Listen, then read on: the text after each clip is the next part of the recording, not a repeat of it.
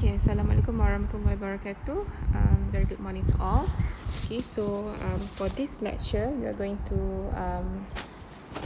look into common Malaysian herbs, right, and also monograph of herbal medicine and its regulation. Okay, okay. For the first part of common Malaysian herbs, right. So for this part, you all can read by yourself. Okay, sorry, you all can read by yourself. Whereby this part, I list several Malaysian medicinal plants. Okay, okay. For example, bunga kantan, asam jawa. Okay, what else? Okay, terung pipit. Okay, lengkuas. Okay, so these Malaysian herbs involve okay, I put the traditional use and also its scientific study. Okay, so yang ni you all boleh baca sendirilah. Okay, you can go through by yourself. Okay, I will go straight to the monograph. Okay, monograph safety, toxicology, regulation, and dispensing of herbal medicine. Okay, what is a monograph?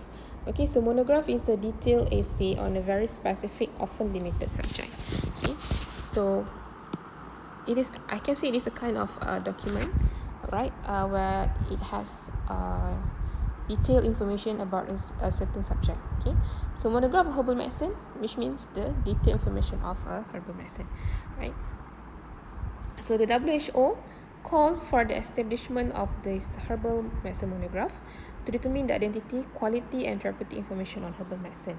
Okay, so far, okay, we don't have many detailed monograph on herbal medicine, okay, in the world, right. So we have several, right, and this monograph is very important, okay, because this herbal medicine, okay, is not properly documented as a modern drug.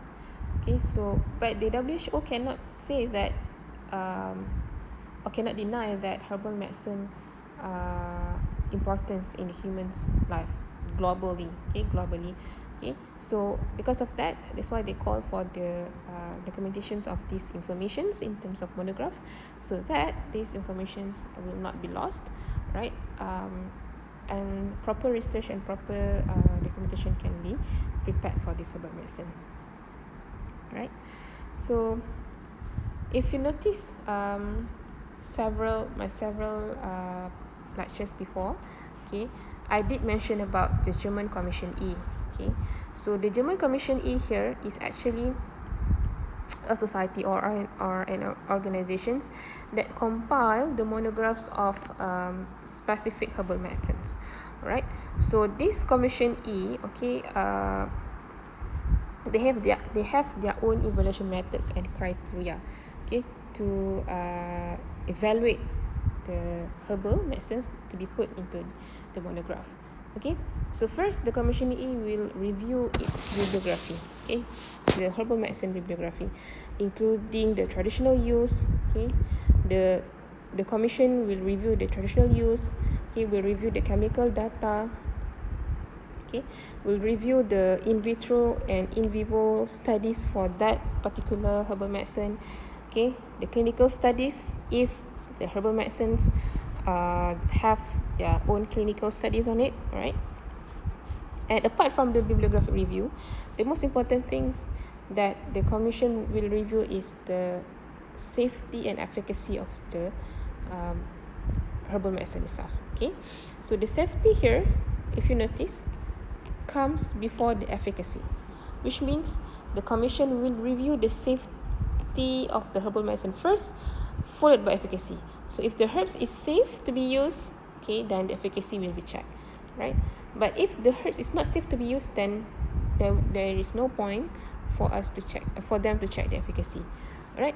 But even though the herbs is not safe to be used, okay, doesn't mean that information of the herbs will be discarded. Okay, instead, that information of the herbal medicine will be classified under negative monograph. Okay, negative monograph here means the herbs that has higher risk, okay, that outweigh its benefit. So the risiko dia lebih tinggi berbanding benefit, so it will be put under negative monograph. Okay, but for herbs that has benefits outweigh its risk, it will be put under positive monograph. Okay, right. So why we put the negative monograph in the documentation? Okay, why? Because the objective of the commission was to eliminate drugs with even minor risks, okay, because these risks are not tolerable if they are not balanced by an acceptable benefit. Okay, so even though it is a risk, okay, but we need to put it in the documentation of the monograph, because we would like to give information to the people, or to the herbalists, or anyone who wants to consume the herbal medicines, the risk that they will take if they use the herbal medicine. Okay, we need to educate people, okay, that these herbs is not suitable to be used. Okay, so that's why these informations also will be put under monograph, but it will be classified under negative monograph. Okay, the herbs that doesn't have any clinical or pharmacological studies, or there is no possible evidence of efficacy reported, will also be published under negative monographs. Okay, maksudnya herbs tu dia tak ada any scientific evidence that claims its benefit. Maksudnya hanya cakap-cakap saja. So it will also be put under negative monographs, right? So that people know that it's just a claim and it doesn't have any scientific evidence. Okay? Alright. So in general, okay, any kind of monograph, okay, not including any kind of monograph, okay, including the Commission E monograph, okay, will have this element inside their monograph. Okay, the first one is the title, which is the common name of the herbs. Okay, the name of the drugs. Okay, from the herbs itself. Okay, the composition of the drugs or composition of the plant extract itself. Okay, the use. Okay, the contraindication. Okay, contraindication here means if the drugs have effects or maybe allergy to certain people, such as children, infants, okay, people with diabetic issue, okay, pregnancy mother, lactation mother, or someone taking conventional medicine, for example, someone taking cardiac glycoside. So these kinds of contraindication will also be put under the monograph. Okay, the side effects of the herb medicine. Okay, if the herb medicine have interaction with other drugs, it will also be put within the monograph. Okay, the dosage. Okay, so the dosage of the herb will also be put in the monograph. Alright, so the dosage information of the herbs can comes from results of clinical studies, okay, or it can comes from clinical experience by physicians who routinely use the herbal drugs, or it can be from self-medications experience or calculation of specified active ingredient. Right, and if you notice, it can have the dosage determination can comes from various ways. Okay, banyak cara untuk tentukan dosage for herbal medicines. Why? Because these herbs, it doesn't have any specification to determine the dosage. Unlike the modern medicine. Kalau modern medicine, kita boleh tentukan specific dose. Kita ada untuk penentuan dose, kita boleh tengok daripada segi graph, dose versus toxicity, dose versus lethality. Okay, but for the herbs itself, okay, so it can come from various ways. Why? First, because herbs is not marketed as a single compound. Dia datang dalam bentuk extract. Okay, the preparation of extract is different. Even the preparation of extract is different according to the community. For example, orang Malaysia mungkin prepare herbs berbeza dengan orang Indonesia, berbeza dengan orang Cina. Constituents pun berbeza-beza mengikut tempat di mana herb tu diambil. Okay, because of these various factor, the dosage of information will be varied. Okay, but as long as the dosage information is the ones that will not give the toxicity effect, then it is considered okay to be put in the monograph. Okay, the mode of administration. Okay, so the mode of administration here refers to the method of preparation and the form of taking the herb. Okay, macam mana cara preparation extract tersebut. Okay, So there are various types and they are often called as galenical preparation. Okay, galenical preparation here refer to the preparation from the formulae of Galen. So Galen is a Greek anatomist. Okay, so overall cara preparation galenical preparation ni sama saja dengan cara yang saya ajar dekat dalam nasi product. Okay, yang mana kalau you all masih ingat dalam kelas nasi product saya ada sebut any herbs, okay, kita kena grind dulu, lepas tu kita kena rendam dalam solvent untuk dapatkan extract, lepas tu kita kena asingkan solvent tersebut dengan plant material yang kita dah rendam tadi. So kita tapis lah, and then solvent tu kita kena remove punya solvent supaya kita dapat crude extract. Okay, it's the same with the galenical preparations. Okay, cuma dia punya nama sajalah berbeza. Okay, so for galenical preparation, first step is combination. Combination here referring to the reducing substance to small size. Okay, and then followed by penetration of the crude drug by menstruum. Menstruum here is the solvent, right? Which means here penetration of the crude drug is the penetration of the solvent to the plant. Okay, and then dissolution of the active principles by the menstruum. Okay, active principles here means the phytochemicals. Okay, it will be dissolved into the solvent.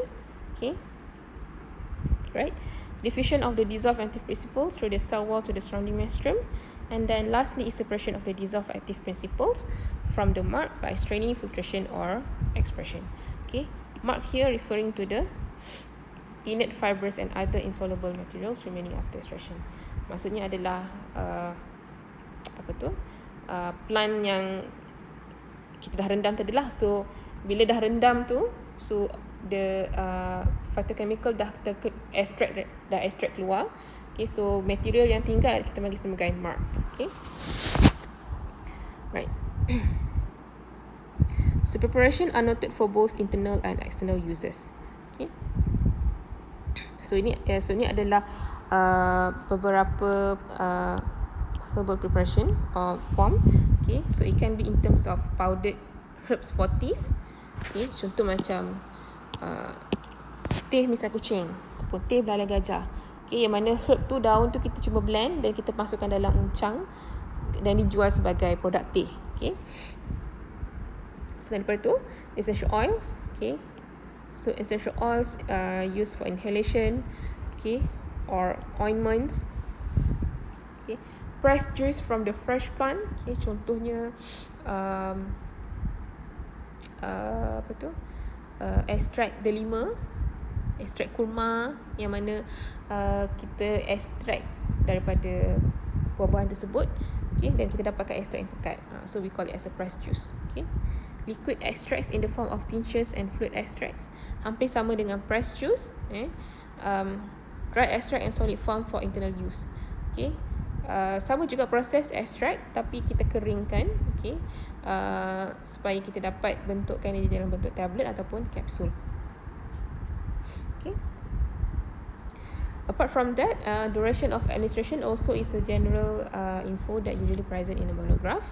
Okay, the risk. Okay, the risk is the most important thing that should be in the monograph. Okay, the risk of the herbs. Okay, and usually the risk of this herb you will found in the negative monograph. Okay, evaluation. Okay, evaluation for the herbs itself, especially for the negative one. Okay, so for German Commission E, so this commission they also publish their own justification for its negative assessment. Okay, dia bukan saja-saja letak herb tu sebagai negative monograph, but they will also provide their own justification. Okay. And last is the action. Action here refers to the pharmacological action of the herbs. Okay, carried out in the laboratory condition, either in vitro or in vivo. Okay. Right. We have two types of monographs. It can be single herbs monograph or combination of monographs, fixed combination. Okay, so the single herbs monograph, which means it only describe about one particular herbs. Okay, and the preparations of the herbs also only involve one particular herbs only, right? And it is called as mono preparation. Okay, but for fixed combination, it involves multiple herbal ingredients, right?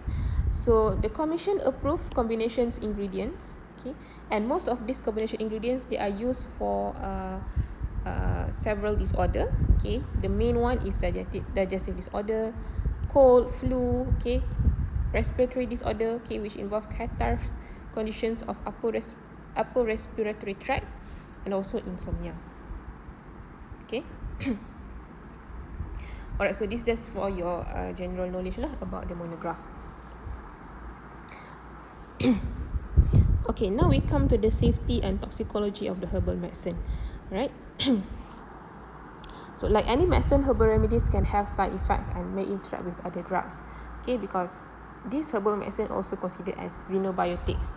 Okay, so any xenobiotics that is present in our body, they will have their own pathway, they will have their own interaction with the drugs, if any, okay, interaction with the food, right? So because of that, the safety and toxicology of herbal medicine must be properly studied, okay, before we can say this herbal medicine is safe. Okay, but sadly, so far we don't have a proper, I can say proper legislation like modern drug. Kita tak ada for herbal medicine, right? That's why there is an urge, okay, or call from herbalists or any traditional medicine practitioners to come up with these kinds of legislation, right? But since this legislation is not yet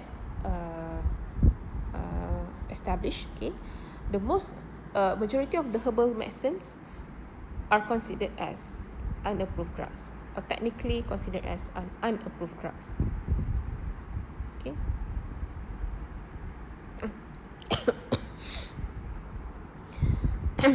Why this herbal medicine is considered as unapproved drugs? Okay, because usually these herbal medicines, they did not include safety considerations, including warnings and precautions relative to the use of particular herb.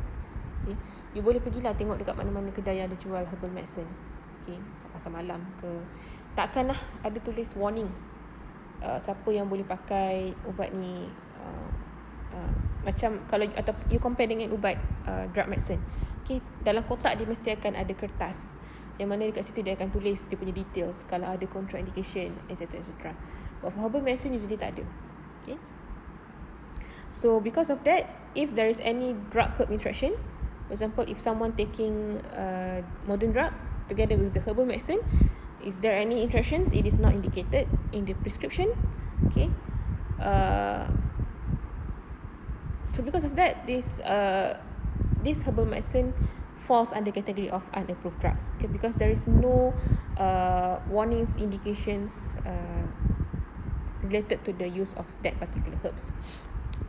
Okay, so this is important for certain groups of individual, for example, like children, infants, okay, lactating mothers, okay, pregnancy women, okay. So this category of people, they are very vulnerable in the sense that any things that they eat, okay, will affect their body adversely compared to normal people like us, right? For pregnant women, usually the drugs or the foods that they eat, it will go directly to the placenta or to placental barrier, and it will be absorbed by the fetus. Okay, so for someone taking herbal medicine that we don't know the constituents, the effect, etc., so it will be very dangerous for this kind of people. Okay, apart from that, the lactating mothers, okay, the secretion of drugs in the mother's milk, okay, it can have adverse effect to the baby. Okay, so because this herbal medicine doesn't include the indication for this kind of people, so this is considered as unapproved drug. And last is the elderly patient. Elderly patient, orang tua, lagilah sangat vulnerable. Okay, so they cannot sesuka hati ambil mana-mana ubat tanpa nasihat doktor. Why? Because elder people, their metabolism is very slow. Okay, the process of excretion is very slow. Okay, kalau herbal medicine ni ada toxicity effect yang sangat tinggi, so dia akan berada dalam badan dalam tempoh waktu yang lama dan boleh memberikan kesan kepada orang tua lah. Okay, right, so that's the first reason why the herbal medicine is not considered as unapproved. It's considered as unapproved drug. Okay, the second reason is The second reason is the the herbal medicine, it doesn't go the gold standard for pharmaceutical testing, which is repeated tests, large scale tests, randomized tests, and double blind tests. Okay, kalau modern drug, so they will go this standard pharmaceutical testing. Okay, but for herbal medicine it is not. Okay, so disebabkan oleh perbezaan ni, it explains or it's explains why the herbal medicine is considered as unapproved drug. Sebab dia tak melalui proses pharmaceutical testing seperti mana modern drug. Okay. The third reason is herbalists tends to use part of plants such as roots or leaf but not isolate particular phytochemicals. Okay, kalau kita tengok herbal preparation biasanya akan datang dalam bentuk extract, okay, ataupun juice. Dia tak datang dalam bentuk single compound macam modern drug. So because of that, because of this difference, it also makes this herbal medicine considered as unapproved drug. Okay, so western medicine kalau kita tengok ataupun drug yang ada dekat market sekarang lah, okay, drug yang dapat daripada klinik, hospital, okay, modern drug, usually it comes as single ingredient. Ataupun kalau ada mixing drugs pun, we know what is the compound is, structure compound kita tahu. But for herbal extracts, herbal medicine biasanya kita tak tahu dan biasanya dia adalah campuran banyak compound. Okay, so the herbalist tends to argue that the activity of the extract is due to synergy effect of combined substance and it will enhance the efficacy and dilute the toxicity. Okay, disebabkan perbezaan ini menyebabkan herbal medicine considered as unapproved drug. Okay, I would like to highlight one thing here. Okay, if you still remember my lecture on during natural product class previously, okay, 4 steps for drug discovery process. Okay, the last step is drug review and approval. Okay, drug review and approval by FDA. Okay, so this FDA, okay, they stated that the drugs must be undergo several tests in vivo, in vitro, and clinical testing, and all this testing is actually, or all this process is actually follow the modern medicine or modern drug protocols ataupun western medicine protocol. Okay, so kita follow yang tu.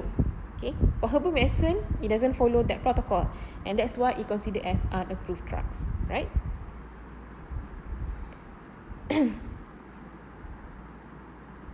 Last is the why herbal medicine is considered as unapproved drugs, because the issue of the regulation.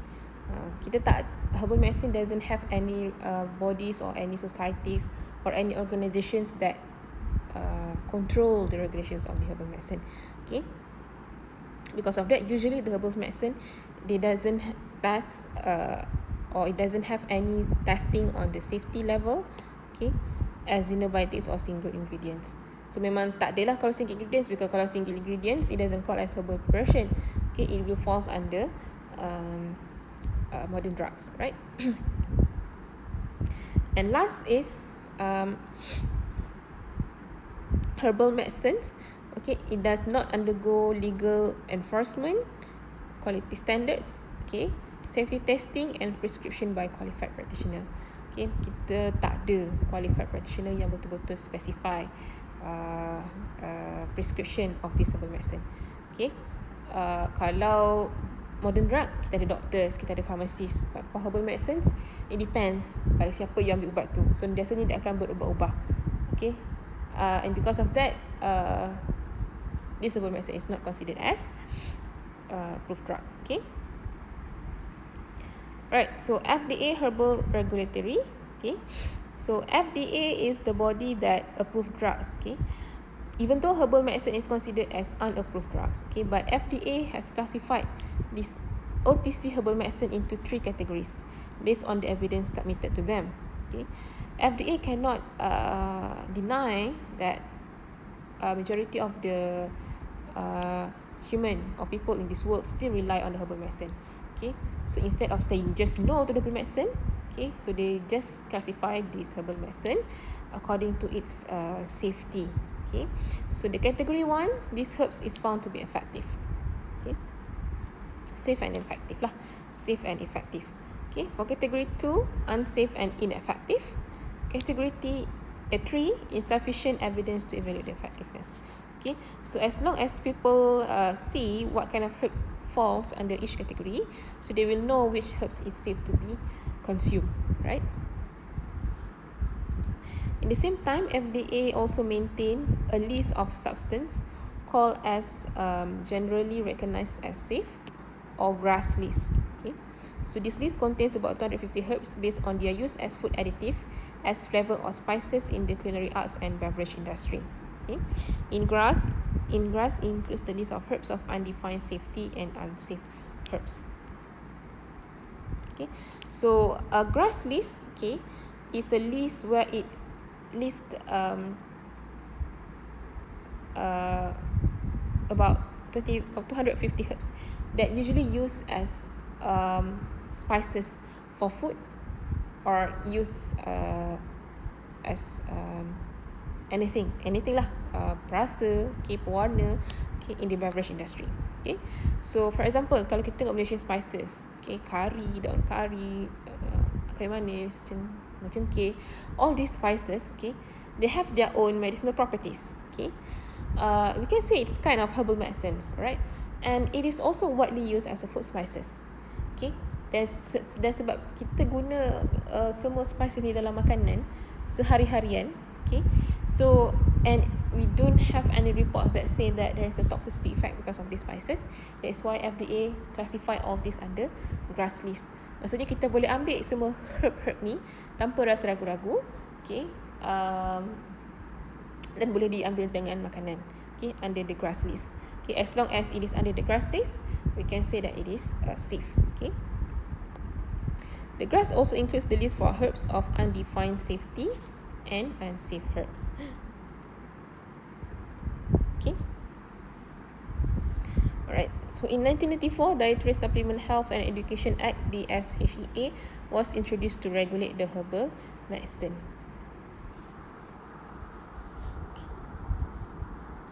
Alright, so the last part of the lecture, I believe you can go through by yourself. Okay, it's just general info on herbal regulations in Malaysia. Okay, alright, that's all from me, okay, for this lecture. If you have any questions regarding the topic for today, okay, feel free to contact me. Okay, you can ask the questions to me through WhatsApp or Telegram, and I will feel very happy to answer it. Okay, till then, I'll see you guys in the week 14 for the presentation. Okay, so for that, I will end this lecture. Okay, Assalamualaikum warahmatullahi wabarakatuh.